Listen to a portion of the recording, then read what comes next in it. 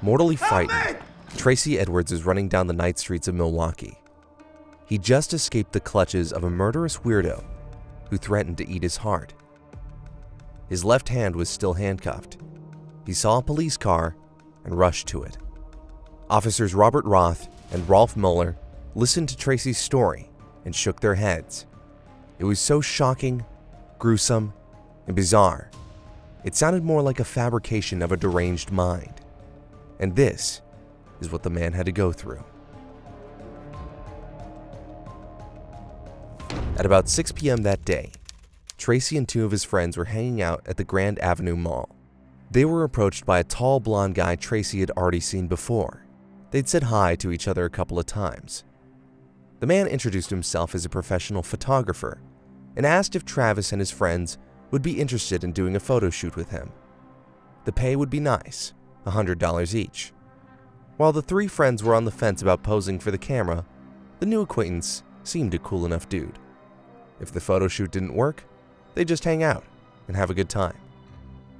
The guys went to a liquor store, stocked on drinks, and loaded the goods into a cab. Everybody wanted to change for the evening, so the guys split to reunite in a wee bit. Edwards stayed with the new acquaintance, while his friends left with a blonde's address scribbled down, promising to bring girls with them.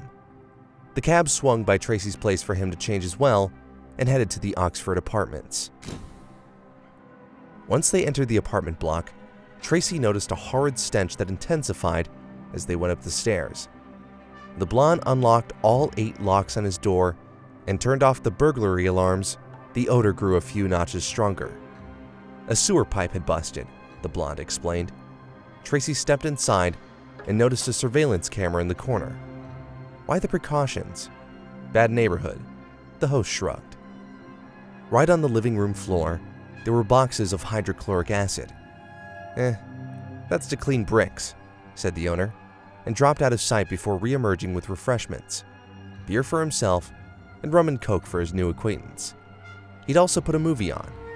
The Exorcist III theme was chiming. The two talked about the army, this and that, and the evening seemed fine. Tracy wasn't a drinker, so he only made a few social sips from his glass. He was getting a weird buzz on, which, due to his inexperience with alcohol, he considered normal. They started talking about exotic fish, and the host turned his guest's attention to the fish tank in the corner. When Tracy turned to look at it, the blonde handcuffed his left arm and pressed a large knife against his ribs. I asked him what the problem was, that it's not necessary to do this, What did he say? He told me at that point if I wouldn't do what he said, he would kill me, No. The blonde also told Tracy he'd killed before and enjoyed doing it. His words and actions were scary, but the man himself, his demeanor, turned just plain eerie. It's like not the same person that we met at Grand Avenue Mall. How does he different? His face structure seemed different, his body structure is like it wasn't him anymore, It's like it was a totally different guy there. Dragging Tracy by the handcuffs, the man led him to his bedroom. A large plastic barrel sat in the corner. It was apparent that the odor enveloping the whole building was coming from there. The blonde shifted his attention to the TV. Immersed in the movie, he started rocking back and forth, humming and chanting. It was spooky, but perfectly in line with the flick. Tracy didn't know it then, but The Exorcist III was his captor's favorite movie. Like the priest, the man could shift gears and enter a different mind frame. Like the priest, he felt alone and abandoned. Like the priest, he felt rotten and evil. But, very much unlike the priest, he did not resist his murderous urges. He'd already decided that this handsome black man would have to die.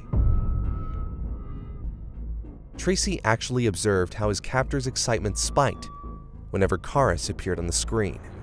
It appeared like it was like he wanted to mimic it or be like that part, being demonized or whatever in that nature.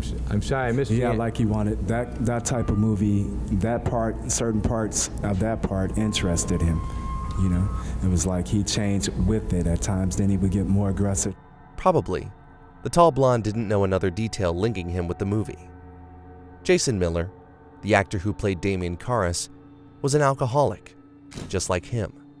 But alcohol meant more than relaxation to the blonde. He used it both to desensitize himself before the murders and to render his victims helpless, as the drinks he served his guests were laced with tranquilizers. Tracy didn't know, but his indifference to alcohol saved his life. A sip or two, and he'd be unconscious. During one of those exciting episodes, the blonde asked Tracy to lay on the carpet face down. He wanted to cuff his prisoner's hands behind his back. Tracy lay on the side instead, pleading with the man, repeating that he was his friend and that violence was unnecessary. The blonde put his ear to Tracy's chest. He listened for a minute and announced that he was going to eat that heart. At one point, the host showed Edwards a few photos of his previous victims, as an entomologist would boast his collection to a colleague. Whether or not Tracy had doubts before, it was the moment he realized if he didn't do something, he'd be dead, and soon. The whole time, he was doing his best to put the blonde freak at ease. The host continued talking about how he didn't want Tracy to leave and didn't want to be alone, and Tracy played along. Over and over again, Edwards repeated that he was his friend and was in no hurry to leave.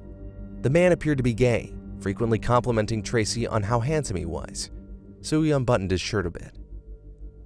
It was hot, and Tracy persuaded his captor to move to the living room. It smelled a bit better and had air conditioning. For hours they sat there, talking and drinking. From time to time, the blonde host would fall back into his rocking trance or would just sit silent and motionless altogether. Once he finished his beer, he asked Tracy to grab another can from the fridge. You went to the refrigerator. Right. And you opened it. Right. And what do you remember you seeing? Skulls, hearts, things of that nature. When the blonde was having one of those blank moments, Tracy asked if he could use the bathroom. The host didn't reply, but Tracy noticed the man wasn't holding on to the handcuff. He got up and punched the man, knocking him off balance. Tracy raced to the door, with his captor at his heels, armed with a knife. Edwards swung around and punched the pursuer in the groin. Later, he would say that it was as if God himself guided his hand. Of all the 8 locks, he miraculously picked the only one locked. The door swung open. The officers didn't take Tracy's story seriously. In fact, they simply didn't listen. A half-naked black man with a cuff on. For them, it was a giggling material more than anything. At the time, racial and sexual tolerance was ebbing in Milwaukee. Putting it bluntly, the officers' treatment of Tracy was nothing short of racist and homophobic. Even when the officers noticed the handcuffs, they didn't think much of it. Their key didn't work too, and they were very much ready to roll their way, but Tracy didn't back down. He kept pleading with them until one of the policemen finally caved in and followed Tracy back to the apartment block. He stayed downstairs while he told me to go upstairs and tell the guy to take the handcuff off. He what? He told me to go upstairs and tell the guy to take the handcuffs off. Right. So you went back to the apartment alone? Right. Unassisted. Unassisted? Unassisted, he was doing... It's unimaginable what Tracy was feeling. Yet, the man must have had nerves of steel. Having endured over 5 hours in the apartment, he still had enough courage left to go up and confront the freak. The blonde opened the door. "Come in, and I'll take them off," he said, as if nothing had happened. Tracy ran downstairs and managed to drag Roth and Muller upstairs. The hospitable blonde let them in. Right away, Tracy pressured the officers to look for the knife he was threatened with, and, sure enough, there it was, under the bed. The host didn't offer any explanations, but he did say the key they were looking for was in the bedside dresser. He made a move to go fetch it, but Officer Muller told him to back off. Muller entered the bedroom and noticed an open drawer with photos inside. He looked closer, and his eyes bulged. Muller walked back to Roth with the pictures in his hand. "These are for real," he said. Roth instantly pinned the blonde to the ground and cuffed him. As if mimicking the last scene from The Exorcist III, the man turned his head to the policeman and said, "For what I did, I should be dead."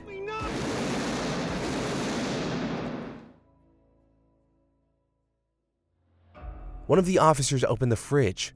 "Oh my God," There's a goddamn head in here. He's one sick son of a he yelled. It was too much. They called for backup. The man arrested that night was one Jeffrey Dahmer, a 31-year-old quiet chocolate factory worker. At home, however, he was cooking other meals altogether. The Criminal Investigation Bureau searched the apartment and came up with 4 severed heads in Dahmer's kitchen, 2 entire human skeletons, 7 human skulls, and various body parts, including severed and preserved sets of male genitalia. In addition, the 57-gallon drum contained 3 dismembered torsos dissolving in the acid solution. The case instantly went public. The brutality of the murders, the boldness of the killer, and the racial problems of the city, all of it created a powerful media whirlpool. Tracy Edwards survived the ordeal and was recognized as a hero who literally dragged the police up to the cannibal's apartment. He underestimated me. God sent me there to take care of the situation. Tracy sued the city's police department for not following up on earlier tips about Dahmer. After all, that could have prevented the other deaths and his own encounter with the cannibal. Edwards sought to be compensated with $5 million, but the suit was thrown out of Milwaukee court. He didn't participate in the class action suit that the families of Dahmer's victims filed against the killer. The families received about $500,000, but Edwards, the true hero of Dahmer's story, was left with PTS and nothing more. Apparently, Tracy was utterly broken by the whole experience.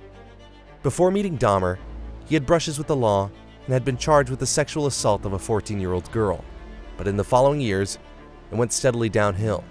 Drug possession, theft, property damage, failure to pay child support, and bail jumping. Finally, in 2002, he found himself living on the streets.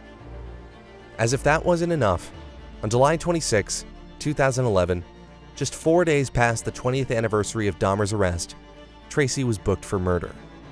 He and his friend, Timothy Carr, had a heated argument with Johnny Jordan, another homeless man.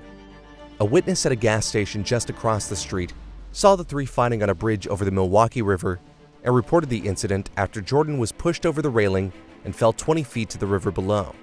Reportedly, Carr jumped after the man in an attempt to save his life, but it was too late. The police never released the details of the case, but eventually, Tracy pled guilty and was sentenced to 1.5 years in prison and 2 years of extended supervision for aiding a felon. Carr got 4 years for recklessly endangering the victim. It's like Humpty Dumpty. It's like he was never able to put the pieces back together again. Could Tracy's life have turned out any different if Milwaukee officials had treated him better? Definitely. Could the police have caught Dahmer long before Tracy entered the picture? Oh yes. This blonde made history as one of the cruelest people who have ever walked the earth. Subscribe to our channel and follow the updates. We're going to tell you his story very soon.